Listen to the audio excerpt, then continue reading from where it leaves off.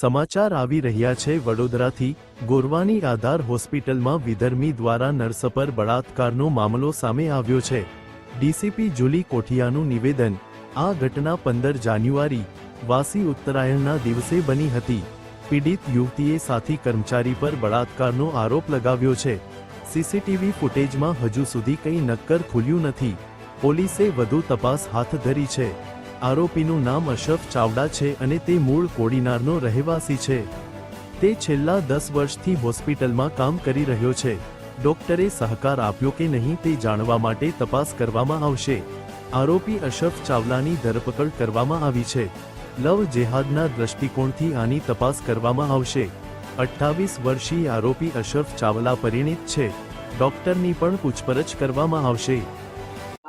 ઘટના સ્થળ ઉપર અને તપાસ કરવામાં આવી છે। દુષ્કર્મ પીડિતા જે હતી તેને બી સાથે રાખવામાં આવી હતી।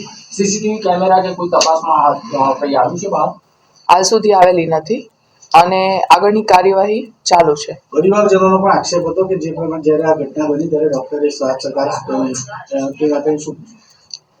પરિવારજનોની પૂછપરછ પણ ચાલુ છે કે પરિવારજનોએ અગાઉ કોને જાણ કરી છે અને જે ડોક્ટરને એમણે વાત કરી છે એ ડોક્ટરને પણ પૂછપરછ કરી અને તપાસવાનું કામ ચાલુ છે।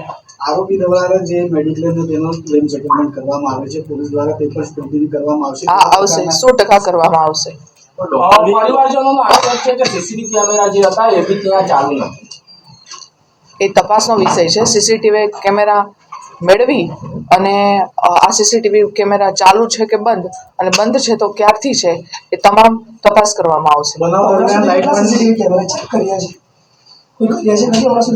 કારણ કે હાલ સુધીનો જે બનાવ છે એમાં ભોગ બનનારની વિગત, ભોગ બનનારનો મેડિકલ કરાવવાનું, આરોપી હાથ કરવાનું કામ અને આરોપીને મેડિકલ કરાવવાનું કામ વગેરે કામ કરવામાં હોય, સીસીટીવીની તમામ વિગત લઈ લેવામાં આવી છે અને એક્સપર્ટ દ્વારા સીસીટીવીની તપાસ કરવામાં આવશે।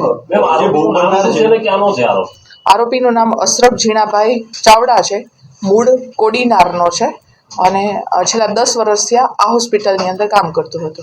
ભોગ બનનારને કેમ સીટીમ બોલાવવી પડી, કેમ જરૂરત પડી, એ તરફ કોઈ તપાસ કરવામાં આવશે કે હોસ્પિટલમાં સીટીમ પહેલા પહોંચ્યું?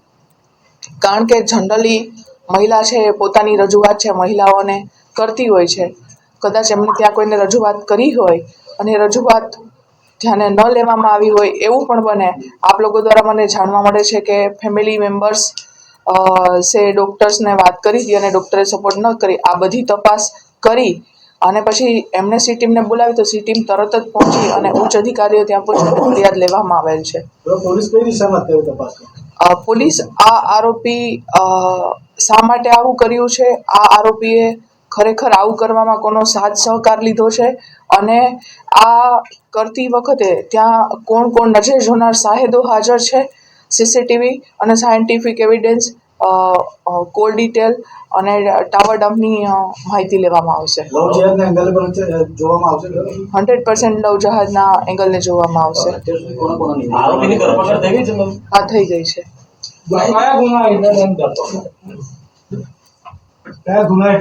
BNS કલમ 64, 351(2) અને 325A એટ્રોસિટીની કલમ।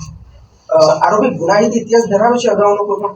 એ બધી તપાસ કરવાનો વિષય છે। હાલ કાયદેસરની કાર્યવાહી ચાલુ છે। આરોપીની ઉંમર 28 વર્ષની છે। હા, મેરિડ છે।